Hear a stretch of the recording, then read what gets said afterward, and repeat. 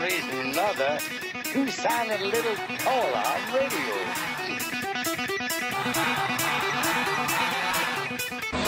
I just got three things to say. God bless our troops. God bless America. And gentlemen, start your engine.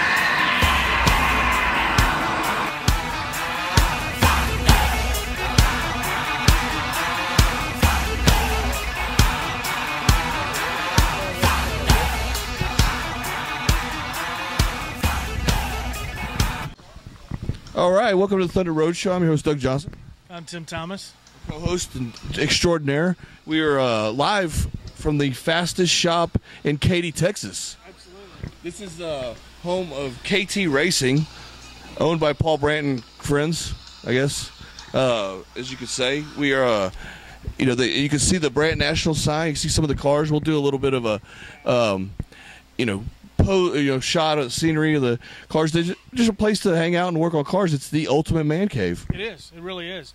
I walked in a while ago and I was like, "Oh, Pro Mod." Yeah, I know, right? There's in the corner over here. There's an automatic Pro Mod. That, We'll show you guys later on. We'll show you some of the cars and everything that are in here, and kind of tell you a little bit about them, and then we'll figure out how we can drive them.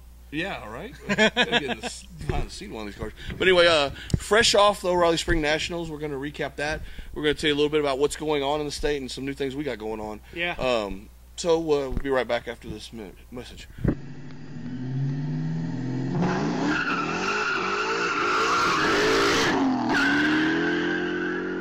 Welcome back to the Thunder Road Show. I'm your host, Doug Johnson. I'm Tim Thomas. All right, we're here at KT Racing in Katy, Texas, home of Paul Brandt. He's right now the fastest guy in Katy. He is. He's been 440s in his new Outlaw automatic Pro Mod car. Before that was Corey Wheat, who'd been a 438, I think. So, friend of the show, Corey Wheat. Right. But Corey's no longer racing, so we're all excited to be here with Paul. It's kind of a neat deal. They've set up this shop to work on their cars and a place to hang out and keep the hot rods here, as you can see in the background. But they're going to be racing this weekend at Houston Motorsports Park, part of the Outlaw Pro Mod series that travels the state of Texas. Right. And a really neat deal for some fast cars, low 4-second, eighth-mile cars that you can see. They're like the Pro Mods you see on TV and HRA. A lot of variation, ADRL. A lot of variations. Some turbo cars, right. Some blown cars, some pro-charged cars, nitrous cars, all that stuff. And local guys that aren't at the level of Alanabi, right? That right. have put Mike and those guys out there right now. Yeah, that are running the tour. the 590, quarter mile time cars. Right. These are low 4-second, eighth mile cars, which are close. Yeah. Believe it or not, that's really close. So. Well, the thing is, I went out, a couple of weeks ago when we went out and watched the ADRL race out at Royal Purple Raceway, and just to see the level of competition in those cars and how everybody's stepping up, not just the guys that are on the tour, but there were some local guys that had, kind of brought their toys out and wanted to see how they stacked up, and that was really cool to see. Was those guys are right there, neck and neck. I mean, like you said, there's really not any difference. There's some drivers that want to do the tour and go on all 10 races, and then there's guys that, hey, it's a weekend hobby and it's not a job yet. Yeah. And one of those drivers that we spoke to, Richie Stevens, and we got a little video clip of our interview with Richie we'll play later on in the show. He drives the Mountain Model Pro Stock, Extreme Pro Stock cars, right.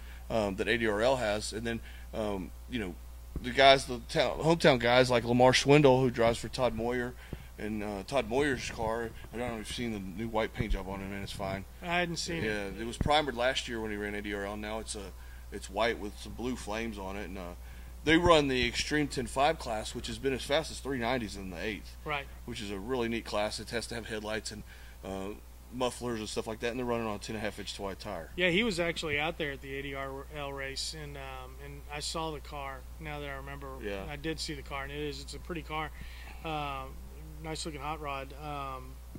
Those guys, they were just cranking out. They'd gone out the weekend before and done some testing, and some of the numbers that I heard were just like insane. Oh yeah, you're running 390s on a 10.5 wide tire is just amazing. Yeah, I mean it was not too long ago that running 490s on a 10.5 W tire was the standard, and Right. now they've just set up a whole new.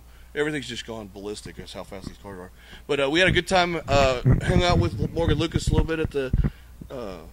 It gave Morgan Lucas some Thunder Roadshow karma. Matter of fact, I just got an email from Seth Angel. Oh, did you? Literally right now. Seth Angel Brothers family owns the Royal Purple Raceway. Former Houston Raceway Park. Yeah. No. Last weekend, if you didn't get to make it out there for any one of the days, either qualifying or the eliminations, you guys missed a lot of really good racing all weekend long. The racers kept complimenting the track. It was their 25th anniversary as well of having the O'Reilly Spring Nationals out there at Royal Purple, and and I had emailed Seth, and he was just responding to that on how well of a job that they did as both his staff and the NHRA and the Safety Safari.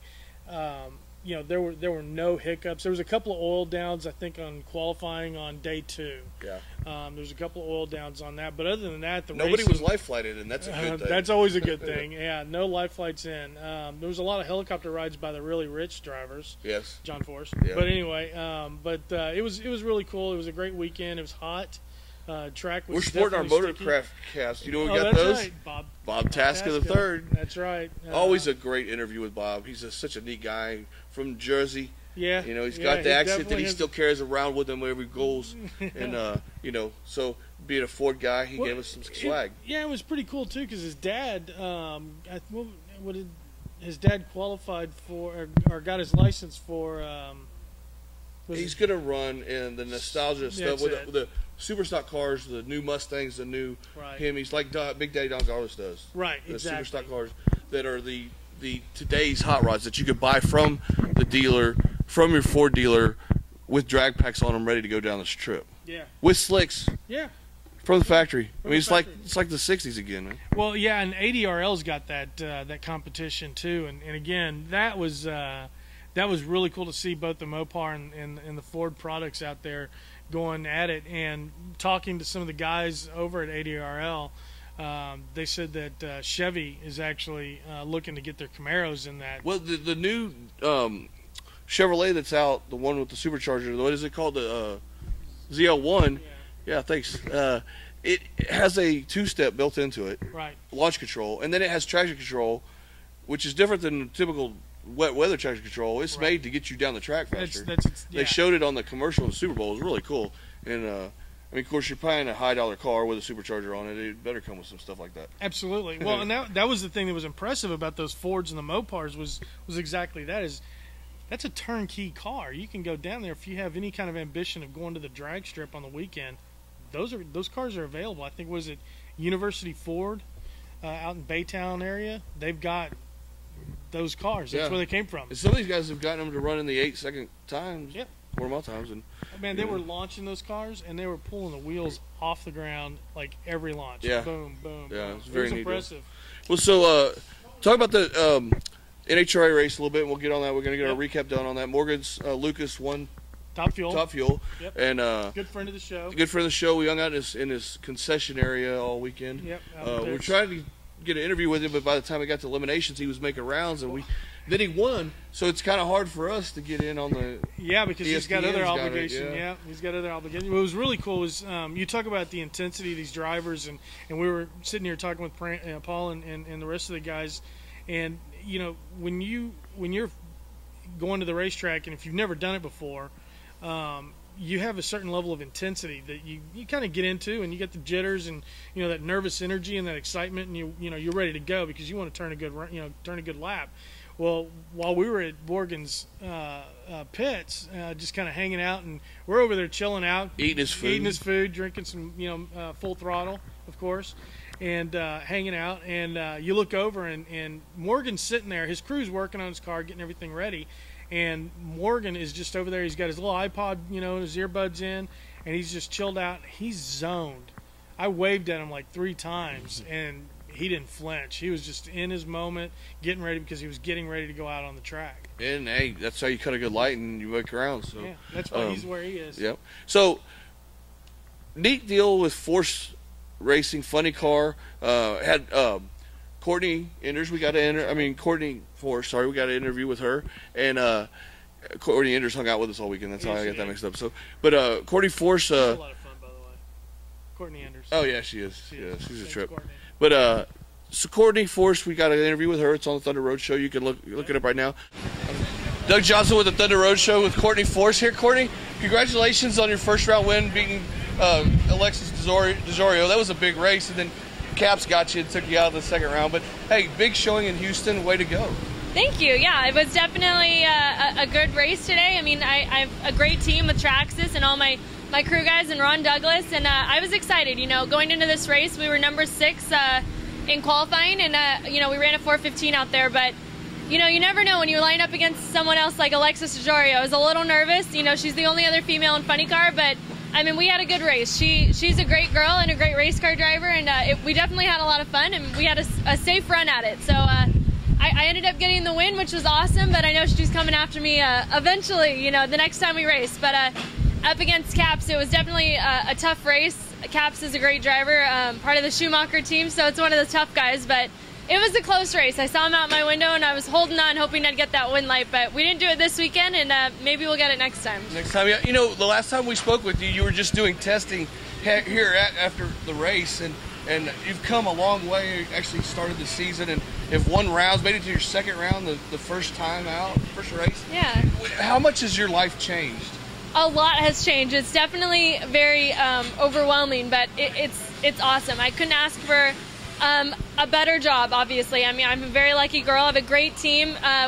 Being a part of John Force Racing is amazing, and having a sponsor like Traxxas on the side of my race car, and it's been awesome. I mean, obviously a year ago, just saying that I was testing in a funny car, and now I can say I'm out here competing with all of the professional drivers. It still doesn't seem very real, but I'm definitely having fun. Well, your big sister Ashley always said you were a natural. Actually, probably thought more of you than her, but you seem to be getting it down pretty good. I'm still learning. I'm a rookie driver, so I'm still learning every time I get in the race car. I'm learning something new when I go down that racetrack. This car doesn't want to be perfect every time, so when it throws something at you, you gotta just kind of learn from it and fix it the next time you're out there. But I don't know, Ashley's a great driver, so I'm surprised, you know, she said that. I've definitely wanted this for a long time, and finally getting that opportunity, but I got a long way to go. Well, you definitely got the gift of gab from your father after the race, because when you make a big win, it's awesome to watch your enthusiasm and your excitement afterwards. So it's like watching your dad almost. That's a little scary. I know a lot of people are comparing me and my dad, saying we're a lot alike, and it scares me a little bit, but something to be proud of. I think he's so. An entertaining guy to watch after winning a race. He is entertaining. I think, man, I mean, after you race one of these cars, you're going, you know, 8,000 horsepower, 300 miles an hour. You can't help but have your adrenaline up when you're getting out of this race car. So I hop out, and I'm sure my interviews are long-winded like his, but I'm having a lot of fun. That's awesome. Now, have you got a pre-race routine down yet for yourself, where you got to go get focused, get away from everybody, or are you just kind of winging it? I'm trying to not get caught up in any routines, but I mean, I definitely try to get on that practice street before I go up there and just stay calm and, you know, just do my thing. I try to not lose focus. I just want to act like it's any other race. Do you hear your dad telling you, take a deep breath or anything like that before you stage? Oh man, he's always saying, stay focused. You know, if anything goes wrong, just shut it off. Don't worry about anyone else and just do your job. And, you know, he's there to support me. So, I mean,